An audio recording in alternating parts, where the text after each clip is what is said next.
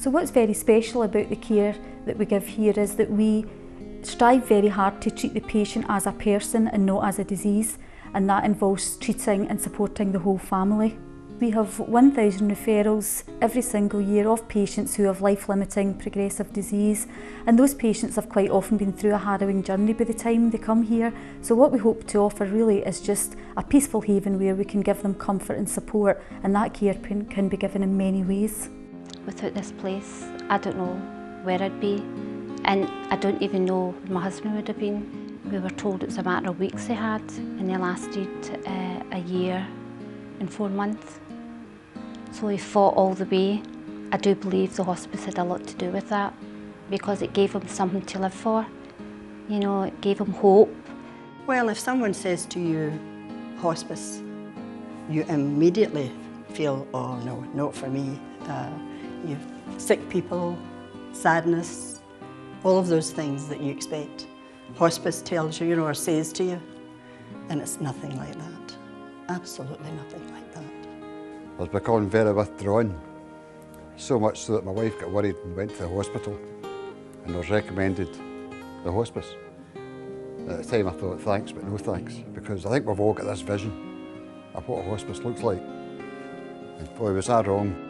After cancer, sort of thing, you didn't know what to expect. And that was the blackest time in my life, was there.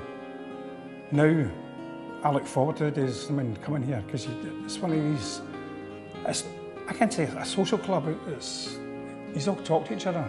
You're not embarrassed to talk about your cancer, your illness. There are patients in here.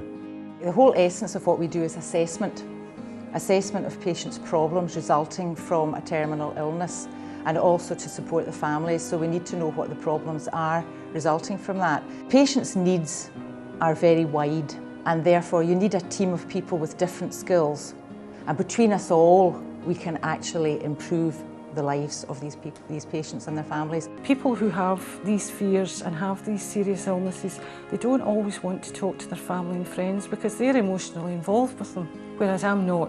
I have to be strong for them, and that's what they need during times of crisis. I've been a nurse a long, long time, and I've never ever had any patient who, when they're coming towards the end of their life, has not accepted that they're dying.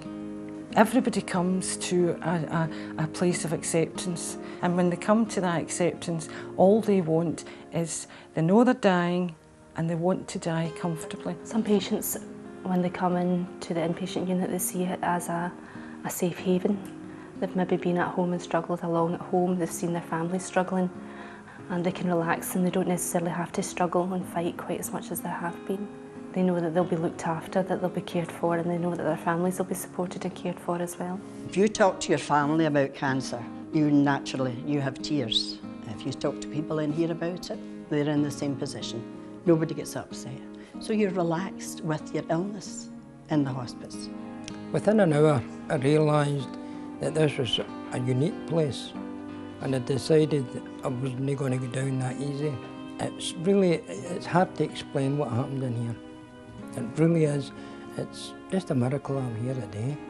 Recently we had someone who used to come in and out of the hospice. She had quite a few admissions through pain control and different things, but on her last admission she came in and it was obvious that she had reached end of life, and we, over the year and a half or so, we had built up quite a good relationship with her. And I had just received morning report and was told that she was pretty poorly, that all her family were there, and I came out and went in just to say good morning to the family. And at that moment she died, and her sister said, oh, she must have been waiting for you, she knew you were on shift today. And I just thought, you know, for them to think that just shows you what you do for them, you know, that families make you a part of their family.